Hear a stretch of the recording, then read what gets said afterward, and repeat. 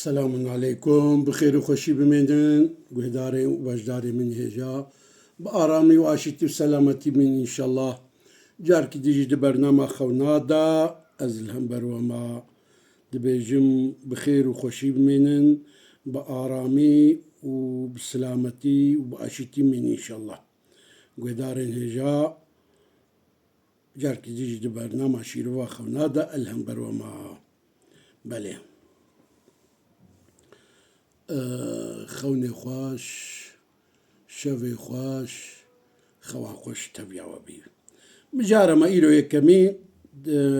أوا خونادا شنو هاتنا بين الصفا مروعي تخودا وقو بيني قواي نافا صفا مروعي دا سعي دكي يعني شنو هاتني دكي دي تناوي تشيا دي تناوي نا إيد ببين تخودا قواوي لحجي صفا مروع دكي دي تناوي أفضل السيرفيتكي نابيناوي هناك إنسان ناوي خوش بي باش بي هناك أقول نابيناوي وانا نخوشا غيد هيا وينا بينا وانا باش بي بله جارنا جيكي دلالة السر سمسارتيتكي سمسار يعني إيجو نابينا صفا مروة دا تشنوتين ويبنا سمسار يا تكلي نواي بسمسار على تشيبن بله ياجيكي ونابينا هناك بيركاوا باش بكي ياجي هناك نابيناوي بيركاوي باش بكن وياجي نابيناوي زاروكي وينا ايجو ببيني في خوني نابينا صافا مروة دا قايد تشيوتي هاجر نخوش بي ويج نخوش اخور حد بي شنو هاتنا بين الصفا مروة عين زمان ده دلالة سر طلب رزق يا إنسان لبي رزق خوي تشويه أو شو ما تشو دخو دا إيجو سبيل المشركين يعني أسير مشركة دخو دا ببيني زاروكي وانا بيركي وانا مشركة وقت إيجو شحربي تنقرتن وانا ببيني شيروفاواتشيا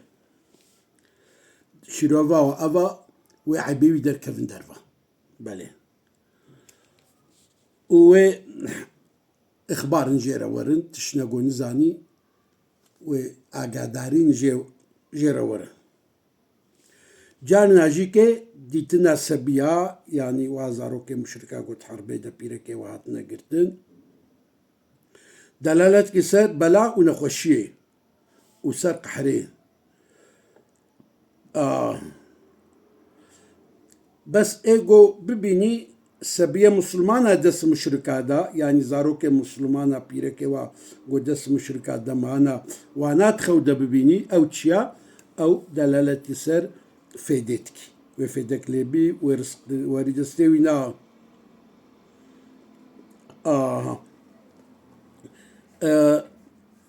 سبيه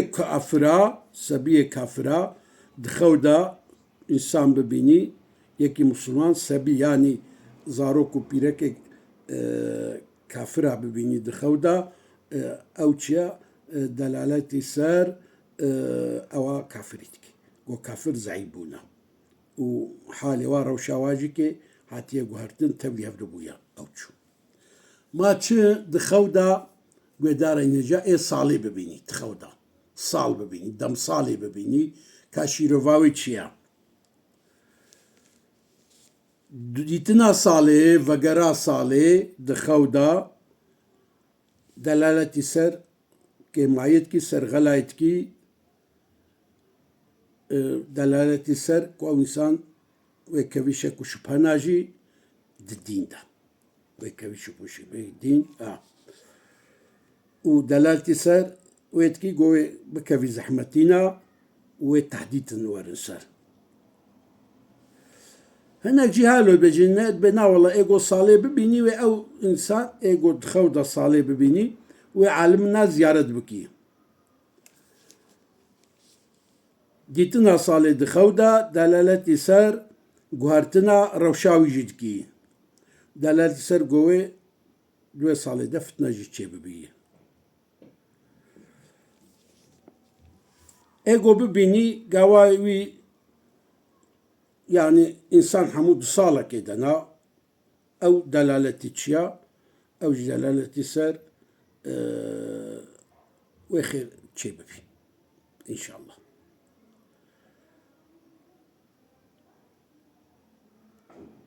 ايجو ببيني دخودا ايجو تخودا ببيني درام ببيني تشيا جبيرك حملرا ديتنا درانا او بيرك اش حملي خب سلامتي خلاص بي. بله ساعة زمان إنسان دخودا ساعتي بيني ساعتي قلت كنا دستا ساعتي ديوارا ساعتي ماسي ساعتي عربة ساعت ديتنا ساعتي دخودا تشيا ايجو بين دخودا ساعة زمان بله بشف يابرو وبرن ورن دستوينا بقاسي واسعتا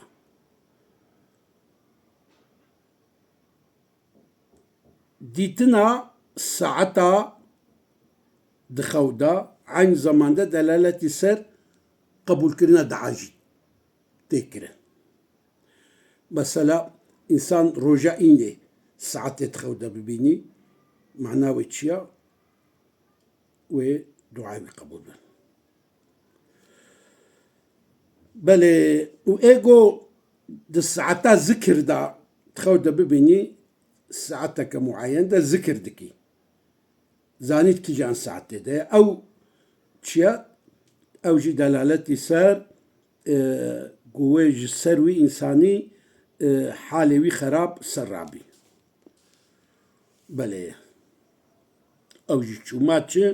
قدارن هجا دخودا إنسانك يقول تخونا خدا عظمانا ببيني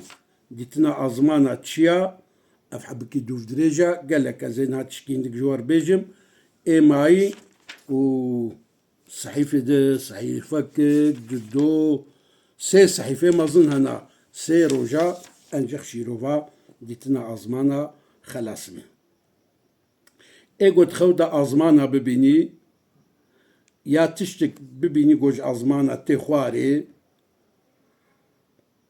وياخد تشتن هاتن جيراج عظمانا اشترف خديفا و أو تشت دس كسيدة جنينة أو تشيشيرو فاوينا يعني دبين تخودا تشتن هاتن آقر هات بابل هات توس بسردهات أخ بسردهات أو ديتناوينا ونخوشي بسر إنسان نخوشي يامرن ياجيكي بفجون ايجو بين دخودا قواج أزمانا آقر باريا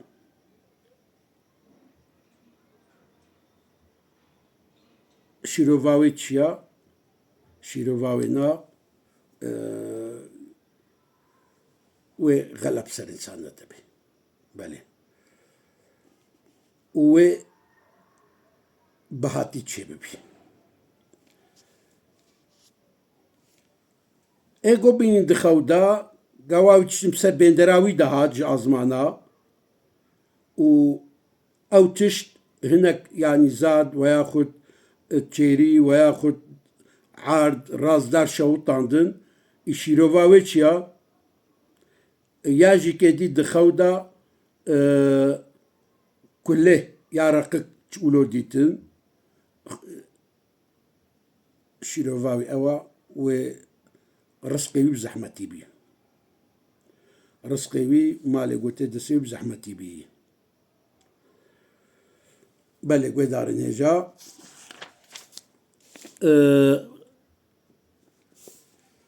برنامج ما ياخونا يروج حتى في دري بخوشي بمنن خوني خوش ايوا بن ان شاء الله بس بقام بكن لفي برنامج خونا بشوبينا أزمان تشتي يعني إنسان آري أزمان أج أزمان وري هناك الأزمان بيني تشيا يعني أوي قال كنتنا أزمانا خونا عجيبا شيرويجي قال لك خوشنا وما بشوبين ونتكاري طبعا هذا بخاطري